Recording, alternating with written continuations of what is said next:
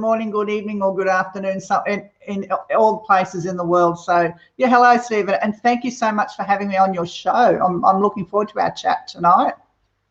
Yeah, surely. It's my pleasure, and I'm just glad to be sat here with a fellow BeLive user. Oh, how long have you been? How did you actually start? How did you start broadcasting? How did you get into broadcasting? Because I've seen your interviews. yeah, I probably a few years ago, I knew that I probably came across, it could have been Owen video, and Yeah. I didn't know much about BeLive, but I knew you could go live in Facebook, and I just knew that I needed to step out into that world of being able to share my message further. So I actually started off with the native Facebook, and then saw how all this fancy stuff that was coming up with Owen, and I think I'd seen a few of your shows pop in, and it's just like, oh, I've got to know how to do this. This just looks really, really good. And I wanted to, I'm a real techie, gadgety type of person. And to have have your name up there and have your gender up there and all this sort of whiz, because I've got 5 diplomas in IT. So it was just like, I need to know, I want to do it better. I want to do it well. And I was lucky enough to win last year 3 years free of BeLive. So I'm a big user of BeLive. I use it probably 3 to 4 times a week. And I just find it so easy. And now the opportunity to be able to record offline for my podcasts is even better. So, and to get into the YouTube and all the other ways. And what I like about BeLive is that the service that they provide, as far as when you're live, you've got a problem, it's basically straight away they try and answer it, and they do their best. And especially in this time where everyone's jumped on streaming, they do a damn good job in answering what you need to know.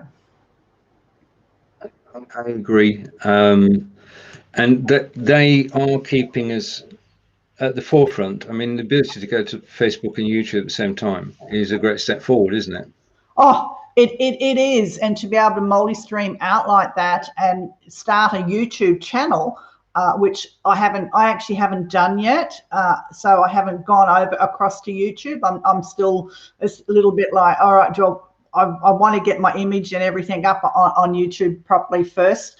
But to be able to do that and to reach more people with your message is really important in this time, and to have that professional look, and to be able to, you're just moving the screens in and out and have that interaction, so it's forever flowing for people to be able to use, and makes it easy on the eye to watch.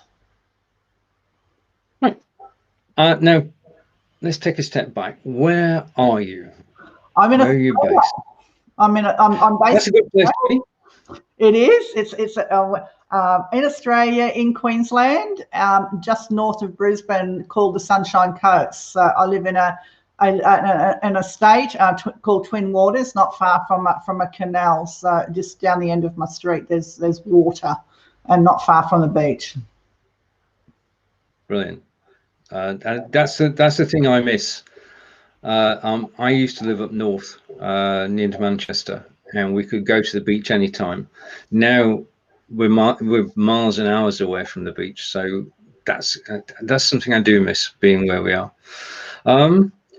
Okay, now you said earlier about getting your message out. What is the message that I know you interview people. What is the message that you sort of putting out there using live video?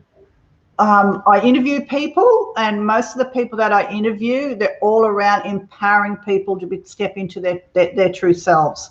And it's about empowering us to be our true authentic self, to let go of fear, lack of self-love, to self-sabotage, all these things. And the people that I interview, mainly women, and I do interview, I've had some amazing males come onto the show, and I get really excited to see men step into this arena and wanting to help, just not other men, but also help women as well. But it's about empowering us to be our true selves and step into who we are, to be ourselves. My passion and my business is all about rocking your visibility, and that is not so much from being in front of the camera, but to get in front of that camera.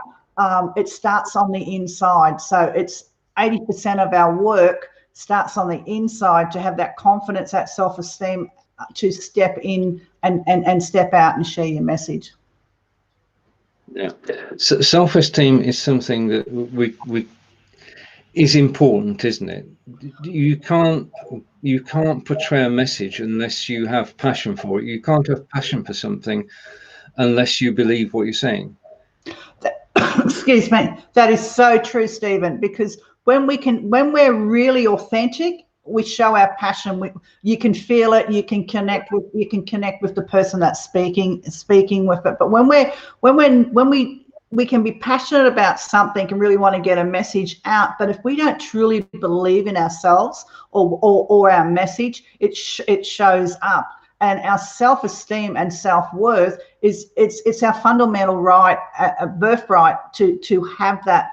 But we have it taken away from us, or others take it away from us in our childhood, because we're told that we're not good at certain things, and then it becomes a belief system that we take on, and it leads into adulthood, it leads into our jobs, relationships, a whole host of things. And if we went back and thought, you know, this big person when we were a little person said this to me, or we went to school and something was said to us, it just gets bigger and bigger and bigger and bigger and bigger, when in fact those people probably they've forgotten about whatever they've said to you. But we, as that person that had this negative stuff said to us, we believe it, and it just grows and grows and grows. How important is it having somebody to actually support you in and actually who actually encourages you?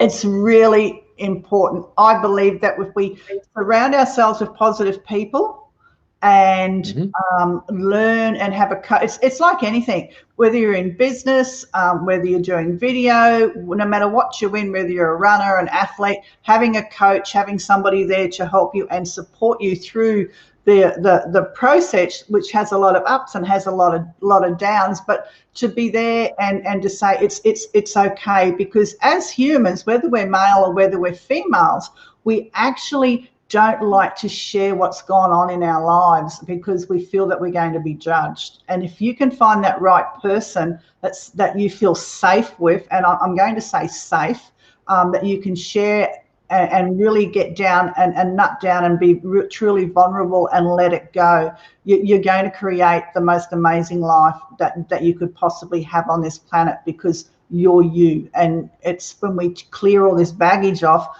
we can stand in the truth of who we truly are. And the baggage, we don't need it. We just don't need it. Yeah, you actually help people by creating interviews on Be Live. As you said, you go live 3 or 4 times a week. Yeah. How do you actually find people to talk to? That's always a problem for everybody, is finding people who are willing to come on camera and tell their stories. For me, first of all, I use my own personal page, and then I put a post out, people that wanted to come on, and they were mainly friends, that people that I knew. And then I wanted to grow my show, and I wanted to become more of a global platform. So I actually I'm in many groups. So I put a post in a group and say, this is what I do, this is my show, this is what it's all about. And I just put a call out for people, and there's plenty of people out there that are prepared to come and share their story if it resonates with what they do. Like yesterday, I did 2. I did one in the morning and one in the afternoon with women all over in the US that they wanted to share their story and get their message out there. They're everywhere. We just got to be prepared to go after them. I'm not scared of hearing the word no. If I'll even message someone and say, hey, can I interview you? What's the worst thing they can say? No. Simple as that. It's 50-50 now. How so people come to you, or you find people, what happens next? And I'm thinking of research here. What do you do before the show?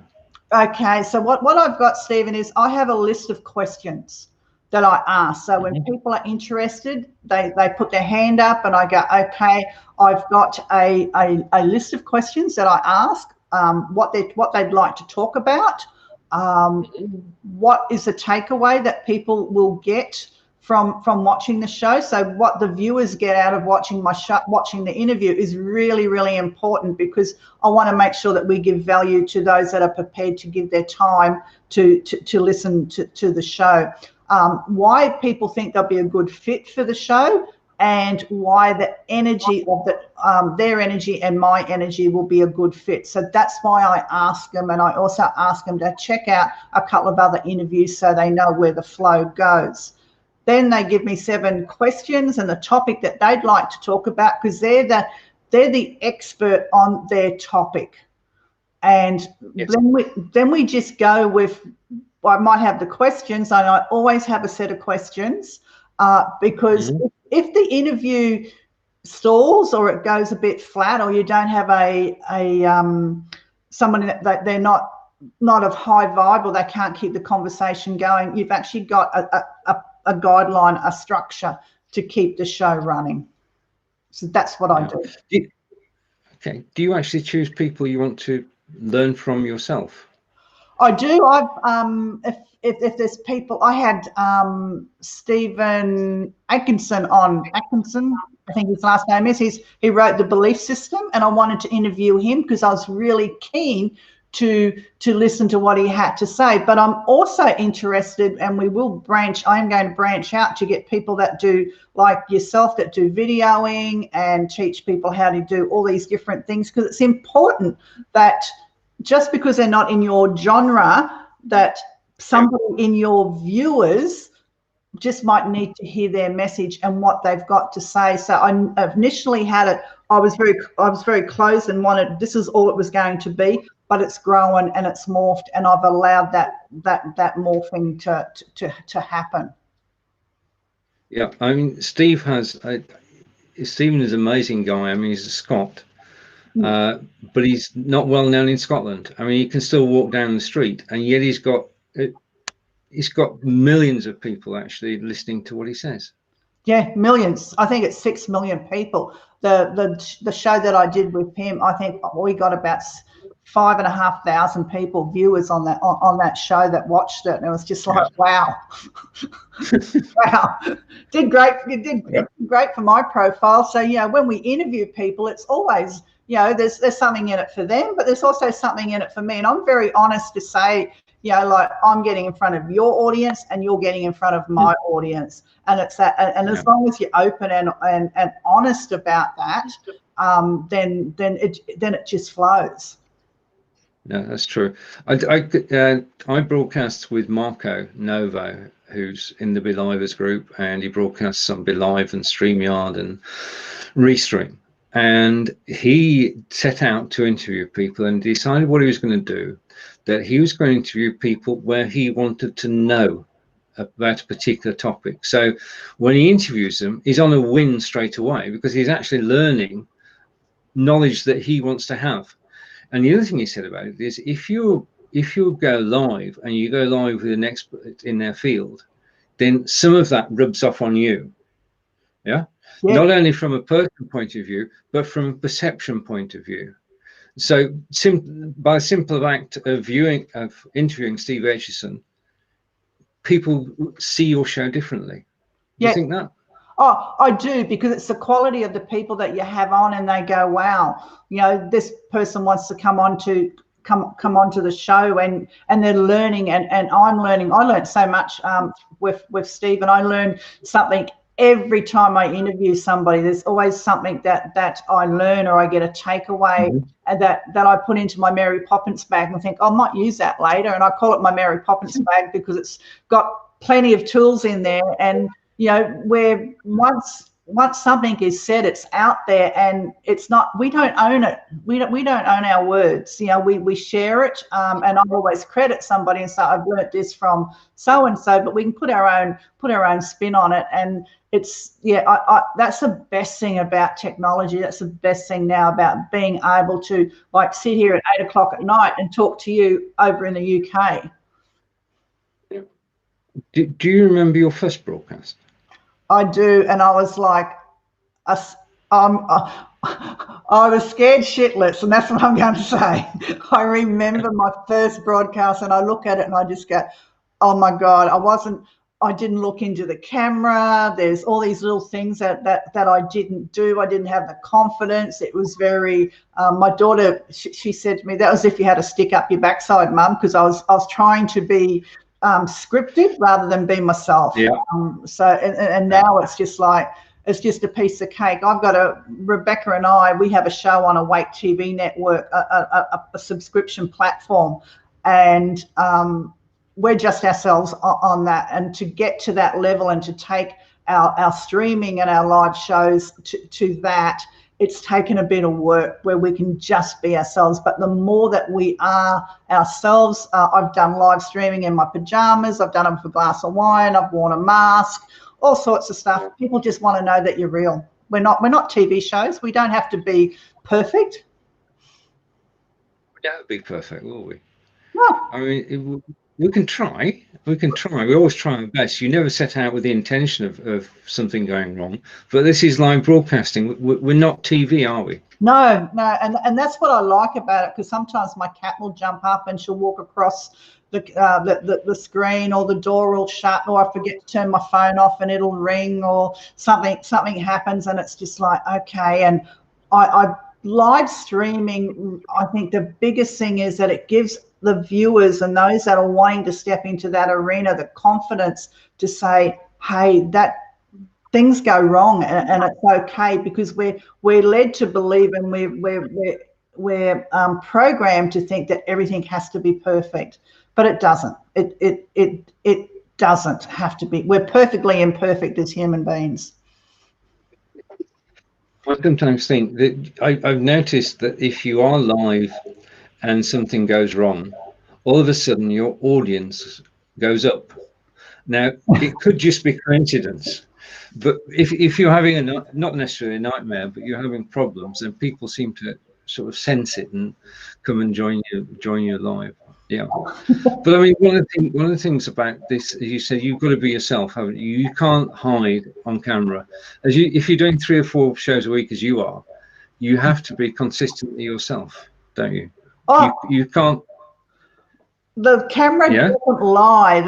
People can see it. They can, and I think as streamers, if we see when other people aren't being themselves and we think that they're not, then people see us. So it's like that when you see people not being themselves and you go, it really makes you think, wow, am I truly being myself on camera? Because if you're not, and you have this wall and this mask up, people will notice that they don't connect. And the more, and that's what I've watched some of your shows, and that's what I like. Each show, Stephen, is the same. You're just doing the same stuff and being new on each show, and it doesn't matter what show it is. Same with Owen, same with Adair, who's in the Be Livers group as well. You're all just being yourselves, and Owen's got a certain level of perfection. Molly's had it too, where they've moved it up into a higher caliber of streaming,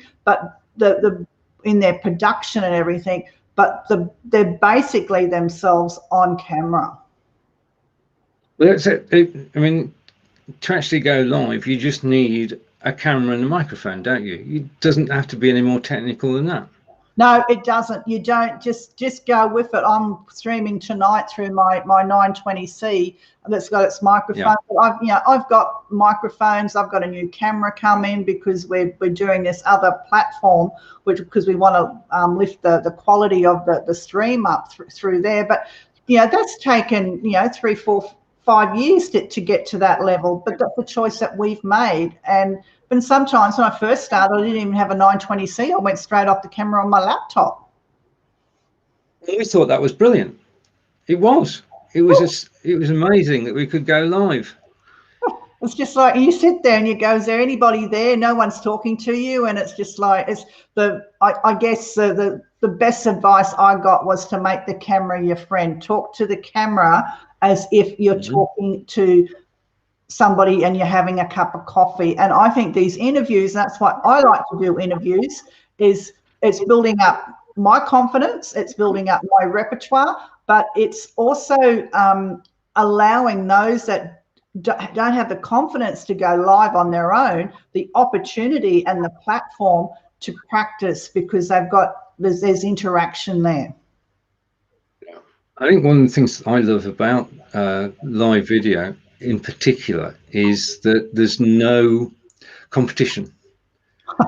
If you've got a question, if you've got a problem, if you need help, it's there, isn't it? You can ask the question, get a positive response, and everybody barracks for everybody else. We all support each other.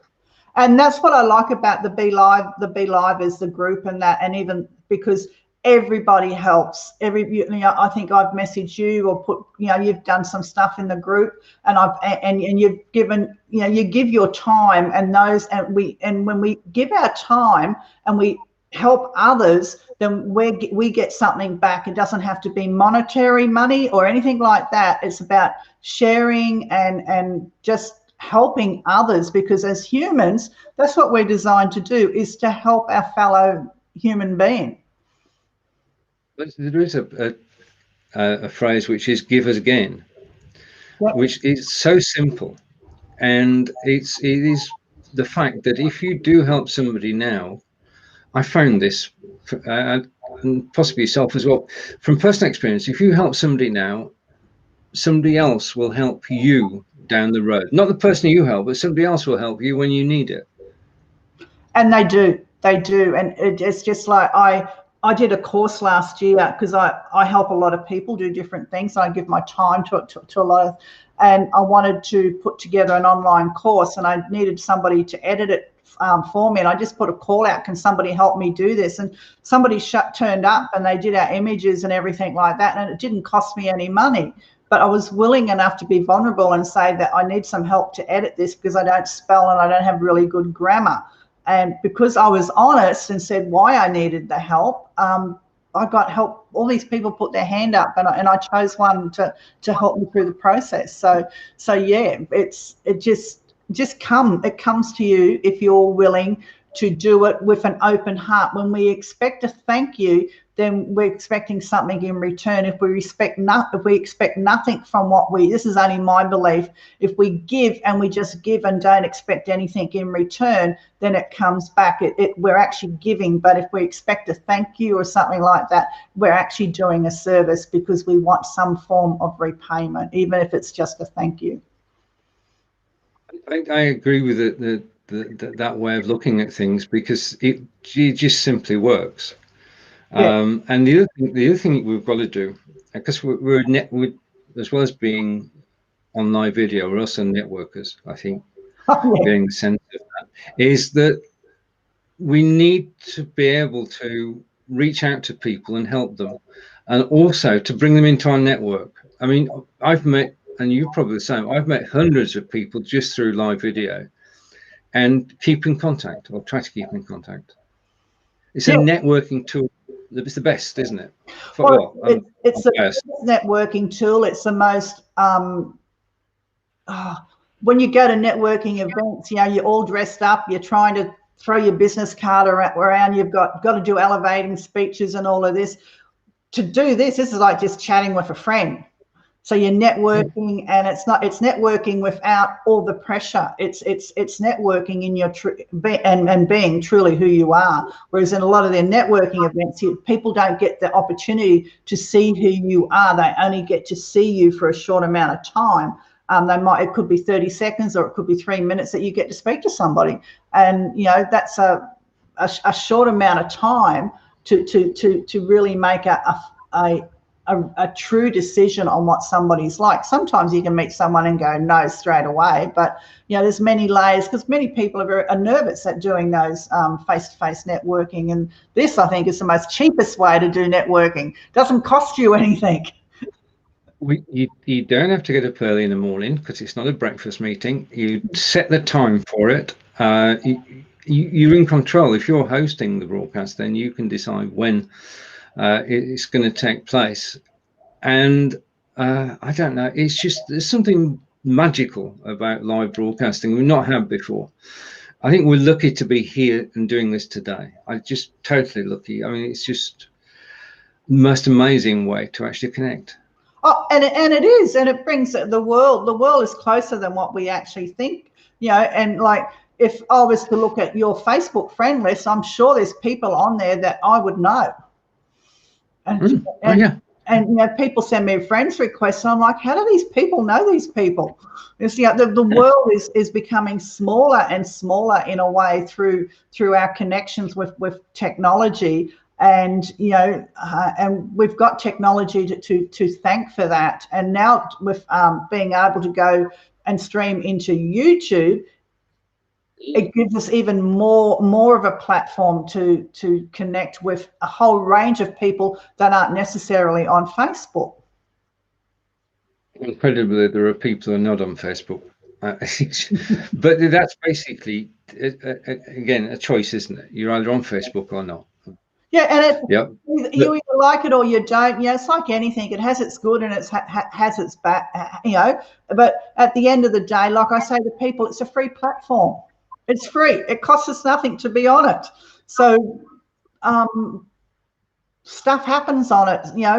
They decide to do things. It's the same as running our own business. I run my own business, and how I run that and how I want to run that is up to me. And what Facebook does, that's their rules. And we forget that we get to use it for nothing unless we're paying for advertising and we're business. And then we can say, well, we're not getting what we're paying for. True, but it is. We know that if you want to reach a big audience, you can pay to do that. But from my point of view, interested in your thoughts on this. If you do advertise and you get a runaway success for one show, that's not necessarily going to spill over to future shows, is it?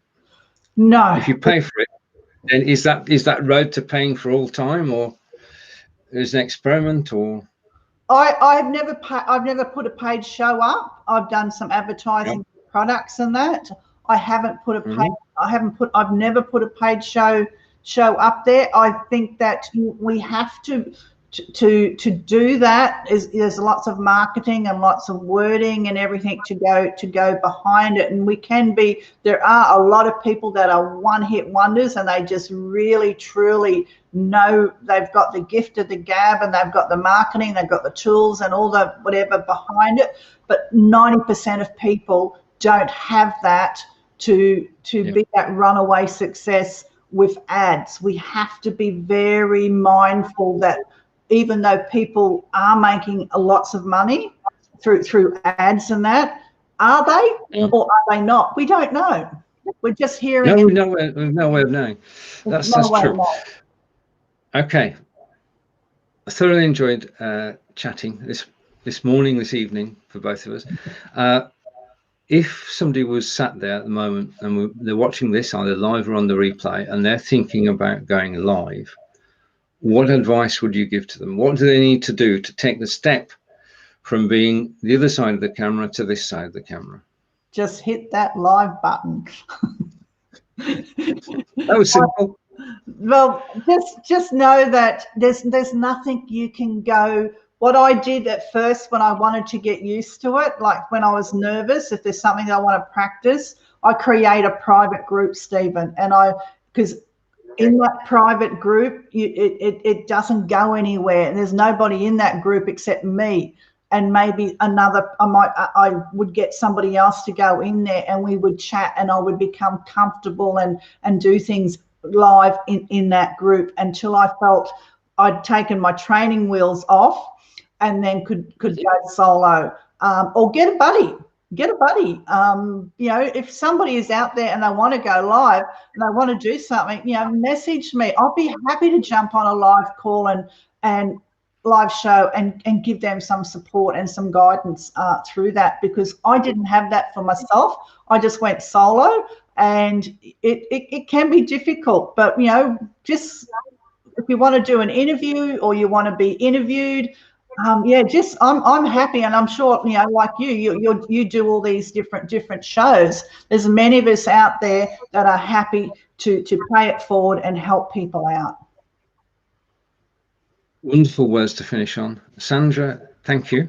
You're welcome. And we must do this again later in the year, perhaps. Yes, love to. Absolutely love to. Love Brilliant. to have another chat with you. And I'd love to get you on my show to go through some different aspects of Be Live and what it does and how easy it is. And so we'll make a time for that as well, because lots of my viewers have got no idea on how to use Be Live or all the functionalities and everything of it. Thank you for the invitation. I'm happy to do so. To everybody who's watched this today, our watching the recording, thank you. From Brisbane in Australia, from Wiltshire in England, it's goodbye for now. See ya. Bye. Bye. Okay, and just pressing the